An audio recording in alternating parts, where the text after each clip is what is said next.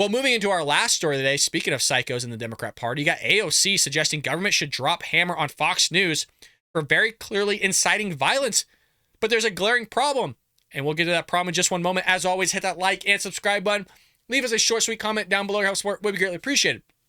Well, we got a clip here, folks. I mean, AOC, she's always just dropping just facts that aren't facts, but in her mind that they're facts. It's really insane. It is really insane. The stuff that comes out of her mouth like always stunned me because I don't think it can get any more dumber. And then she actually just shatters that thinking that I had and gets more dumber. So on Sunday, the federal government, this is her, needs to regulate Fox News because the network is very clearly guilty of inciting violence. The problem, though, is AOC did not provide any evidence to back her claim. Typical.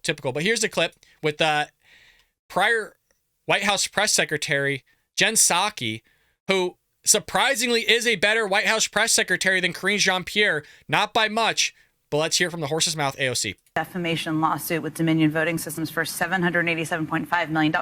A lot of money. It's now one of the largest media defamation settlements in history. Do you think in making this settlement, Dominion's lawyers made a mistake in not requiring Fox acknowledge on air that it lied to its viewers? Well, this was a corporation suing another corporation for material damages. Mm-hmm. Their job is to go in and get the most money that they can. And I think that they did that. They are not lawyers for the American public. And I think what is best for the country, what would have been best for the country, would have been to demand that and to not settle until we got that. But that is not their role. And so for us, I think this really raises much larger questions. Very often, I believe that we leave to the courts to solve issues that politics is really supposed to solve, that our legislating is supposed to solve. We have very real issues with what is permissible on air, and we saw that with January 6th. Mm-hmm.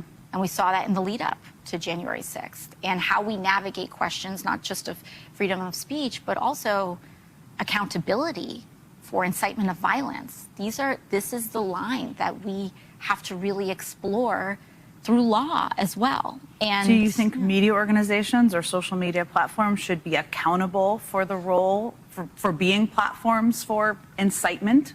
I believe that when it comes to broadcast television, like Fox News, these are subject to federal law, federal regulation in terms of what's allowed on air and what isn't. And when you look at what Tucker Carlson and some of these other folks on Fox do, it is very, very clearly incitement of violence. Very clearly incitement of violence. And that is the line that I think we have to be willing to contend with. Jim Jordan, your friend and mine, has really... Folks, there is no examples of Fox News inciting violence. They do the same thing with January 6th, right? Hey, go peacefully protest. Like Donald Trump said, go peacefully protest. And he's inciting violence. I mean, it's crazy that she's just sitting there going, yeah, we should limit the speech of others.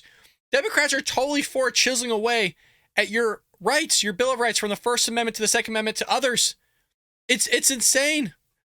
So while AOC claimed Fox News is very clearly, you heard her words, just similar to Karine Jean-Pierre, very clearly guilty of inciting violence, she did not provide any evidence in the whole interview to back up her allegations.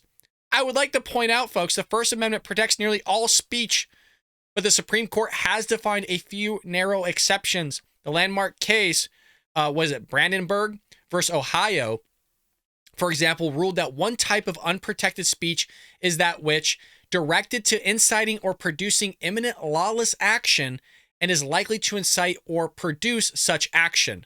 Thus, if Fox News was guilty of inciting violence or, in the words of the Supreme Court, imminent lawless action, then surely AOC could point to, I don't know, a time when Fox News, a media entity, or any of its employees directly called for its viewers to break the law and commit violent acts, but she can't.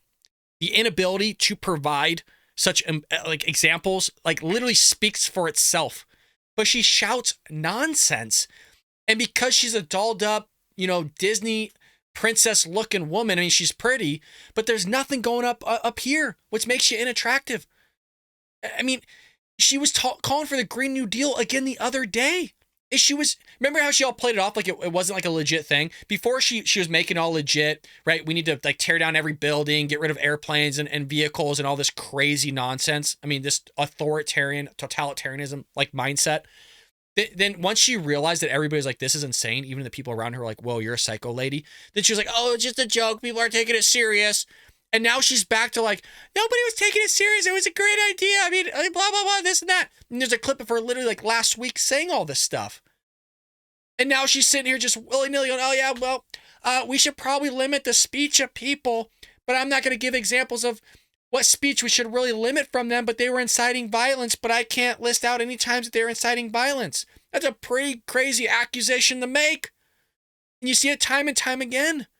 I mean, for some reason, they want to always go after people that don't incite violence, but never go after the people that actually incite violence. Have you noticed that? Just give you for example, there's actual criminals out there that not only incite violence, but actually commit real violence.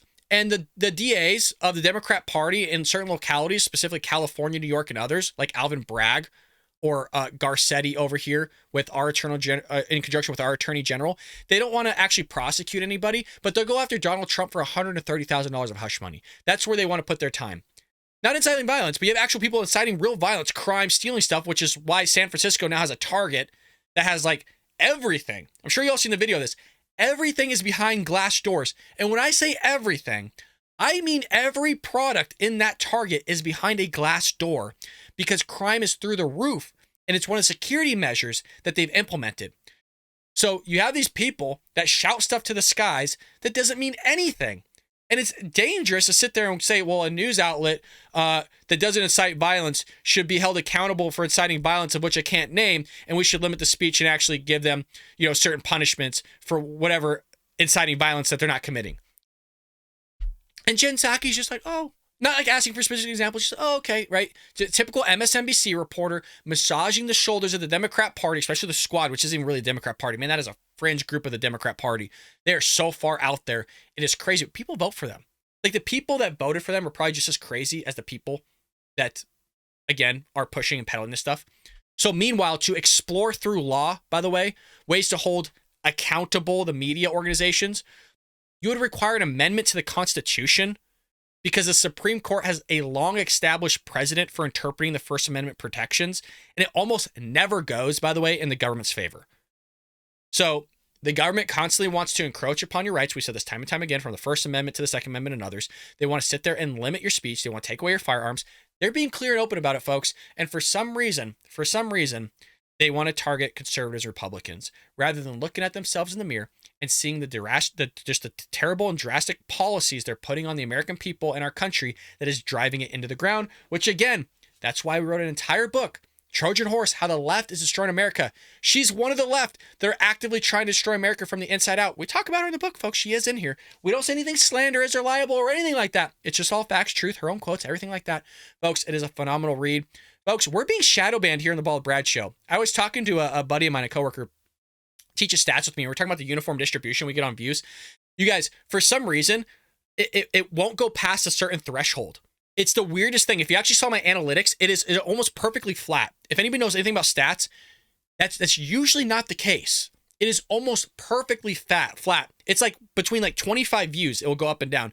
Generally, it'd be like 199 views an hour, 205 views the next hour, 203 the next hour after that. I am almost a firm belief we are being shadow banned here. I need your help and support, folks. Leave us a comment down below. What do you think? Who's going to replace Tucker Carlson's show? Leave us that in the comment section. Is it going to be Kayleigh McEnany? Are they going to bump Sean Hannity up? Are they going to bring back Bill O'Reilly? I mean, who do you think's going to replace Tucker? You got to have a big name. And then furthermore, can you please send this to your friends and family? Can you make sure you hit the like and subscribe button if I've earned it? I need your help in promoting the show because somehow we got to get past this algorithm because what they're doing, again, we're all firm belief here, almost 33,000 subscribers, and we can't get past a certain threshold. I don't know. It's a little iffy to me. Heck, let me know what you think about that in the comment section too. Do you think we're being shadow banned here? Let me know. Your help and support would be great. Appreciate it, folks. I love you to death. Thanks for hanging out with me. And folks, I'll see you tomorrow here on the Bald Brad Show. I hope you enjoyed that clip from the Bald Brad Show. If you did, make sure to hit that subscribe button so you can stay up to date on all our future content.